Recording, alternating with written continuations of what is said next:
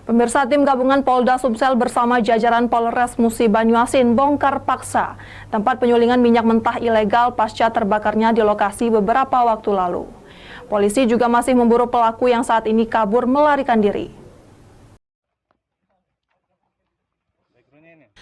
Petugas gabungan Polda Sumatera Selatan bersama jajaran Polres Musi Banyuasin membongkar paksa tempat penyulingan minyak mentah ilegal yang berada di Gombong, Kelurahan Mangunjaya, Kecamatan Babatoman, Musi Banyuasin. Petugas di lokasi pasang polis lain hingga atap dan pondok tempat penyulingan minyak mentah ilegal dirobohkan petugas. Penutupan ini dilakukan berdasarkan instruksi Kapolda Sumsel menindaklanjuti pasca kebakaran di tempat penyulingan minyak ilegal tradisional. Belum diketahui penyebab kebakaran itu saat ini masih dalam penyelidikan kepolisian.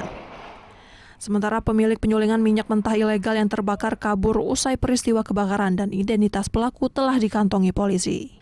Illegal refinery yang ada di Desa Gombong, Kelurahan Mangunjaya, di mana kegiatan ini sudah menjamur. Kita lihat secara bersama bahwa lokasi yang dilakukan illegal refinery, semua lingkungannya hancur. Sehingga maka dari itu kita menghimbau bagi masyarakat agar tidak melaksanakan kegiatan ini lagi. Kami dari Polda Sumsel dan Polres Muba akan selalu melakukan penertiban dan tidak akan pernah berhenti. Saat ini di lokasi dijaga ketat petugas dan petugas juga mengumpulkan barang bukti di lokasi kejadian yakni minyak mentah dan sejumlah peralatan yang hangus terbakar.